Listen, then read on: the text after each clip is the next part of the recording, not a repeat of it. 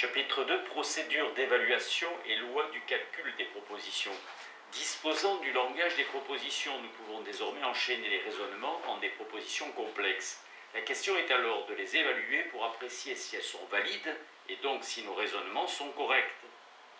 Nous examinerons d'abord la méthode d'évaluation la plus simple, celle des tables et des matrices de vérité. Cela nous permettra de dégager les principales lois logiques.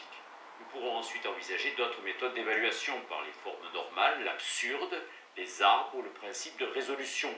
Chacune en sa spécificité apportera un éclairage particulier sur le calcul des propositions.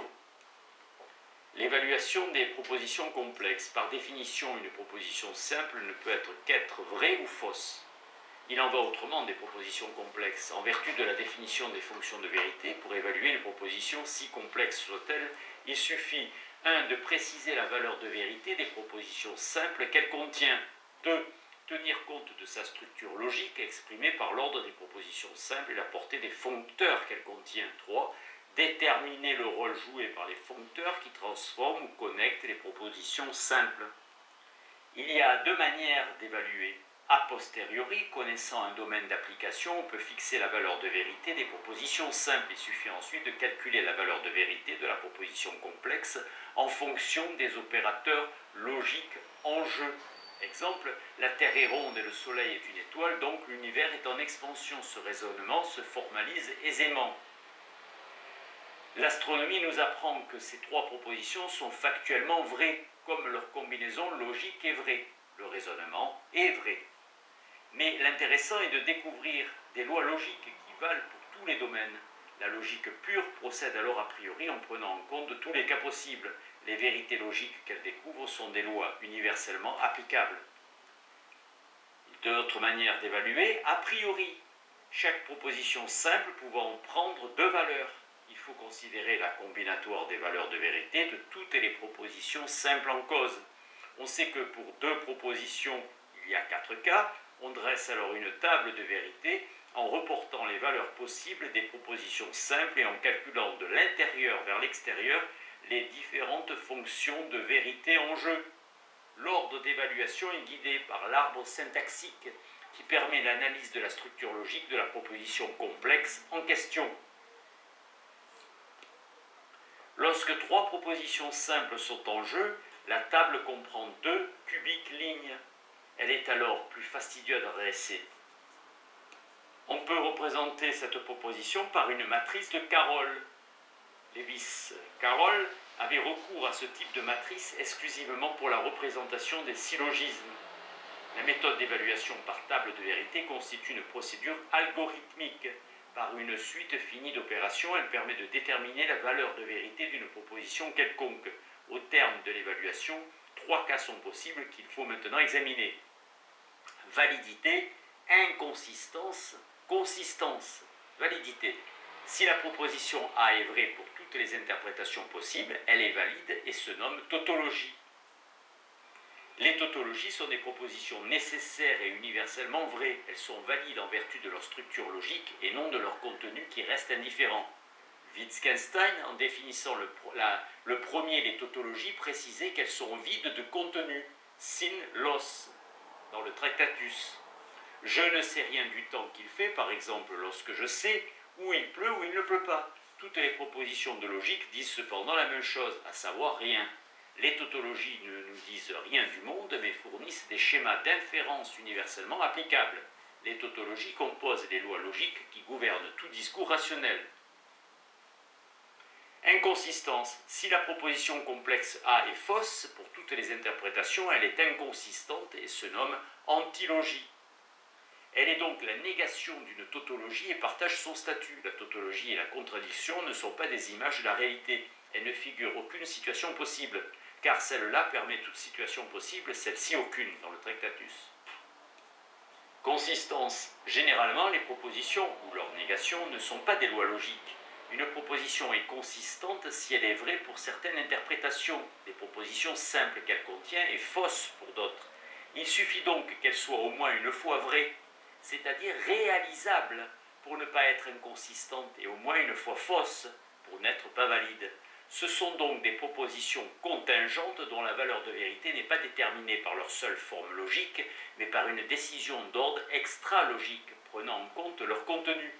Exemple, elle est venue est une proposition vraie ou fausse, selon la situation à laquelle elle réfère. Par contre, elle est venue ou elle n'est pas venue est une vérité purement logique, indépendante de toute situation particulière. De même, elle est venue et elle n'est pas venue, interprétée littéralement, est antilogique. On peut faire un usage rhétorique des tautologies et des antilogies. Par exemple, un sou est un sou, a une signification différente de la simple expression du principe d'identité. Elle est venue et elle n'est pas venue peut vouloir dire qu'elle est bien venue, mais qu'en même temps, elle n'était guère présente. L'analyse de telles utilisations relève de la pragmatique. Les principales lois du calcul des propositions. Certaines tautologies sont particulièrement remarquables en ce qu'elles régissent le fonctionnement logique des foncteurs. Nous allons examiner les principales. Double négation. En vertu du principe de bivalence, la négation de la négation revient à l'affirmation de départ, duplex negatio affirmat. On dit alors que la négation est involutive. De façon générale, toute proposition contenant un nombre pair de négations revient à affirmer cette proposition. Idem potence. Considérons maintenant des lois qui valent pour les connecteurs. L'idempotence régit les deux connecteurs de conjonction et de disjonction. Elle signifie que l'itération de l'opération ne change rien à la proposition de départ. L'idempotence de la conjonction est une propriété de la conjonction qui s'explique par la forme simple du principe d'identité. En effet, le biconditionnel équivaut au double conditionnel, qui par simple application de l'idempotence de la conjonction, le fait que la conjonction soit idempotence conduit la logique standard à ne pas tenir compte du redoublement emphatique. Je t'aime et je t'aime s'avère réductible au prosaïque je t'aime. Ainsi, la logique propositionnelle ne rendrait pas justice de la fameuse formule de Danton, de l'audace, encore de l'audace, toujours de l'audace, et la France est sauvée. Elle ne permet pas non plus de composer un bouquet de roses puisque je cueille une rose et je cueille une rose, équivalente à je cueille une rose. L'idempotence de la disjonction. Notez qu'elle ne vaut pas pour le conditionnel. Commutativité. Cette loi régit tous les connecteurs à l'exception du conditionnel.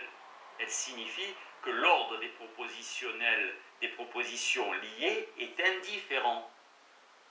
Associativité. Cette loi vaut pour la conjonction, les deux disjonctions ainsi que le biconditionnel. Elle permet le déplacement des parenthèses.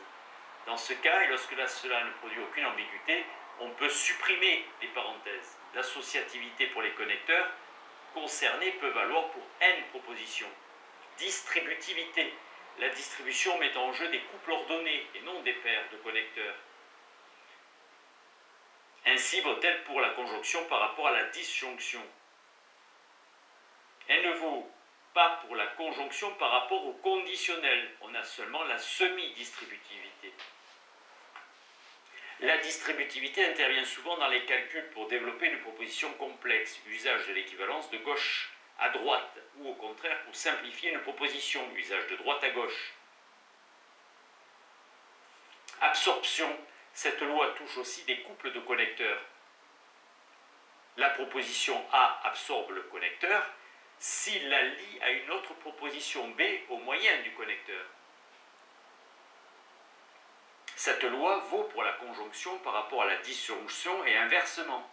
La proposition de départ s'avère indépendante de la valeur de vérité de B, mais dépend exclusivement de la valeur de vérité de A.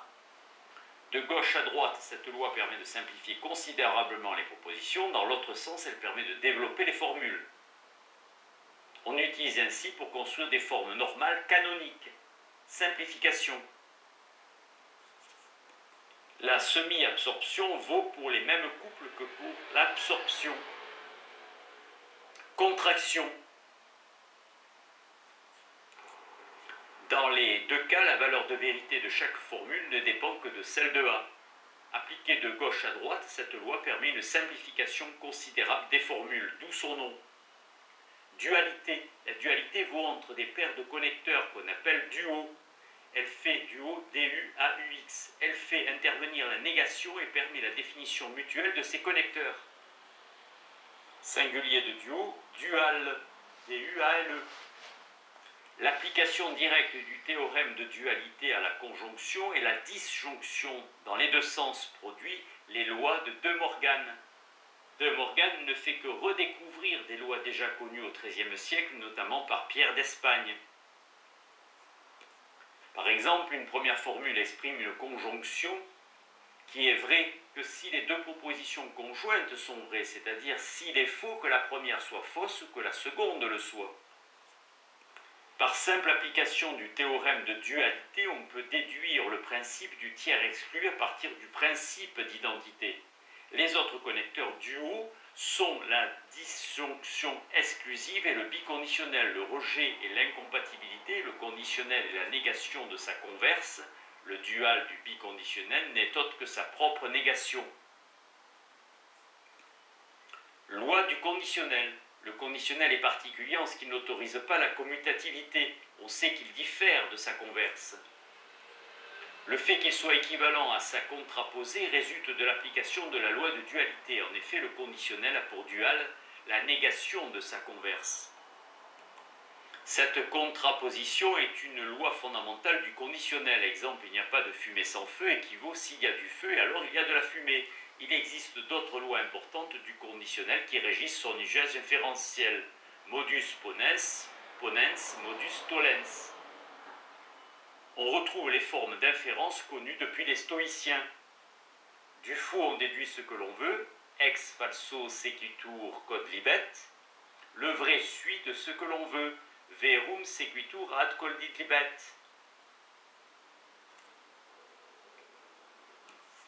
Consequentia mirabilis. Cette conséquence admirable, souvent utilisée par Euclide, fut mise en évidence par son traducteur Clavius, d'où son nom de loi de Clavius. Dans les éléments d'Euclide, on pourra trouver sa converse chez Platon dans le Théétète. Elle n'a rien de paradoxal et s'obtient aisément par substitution.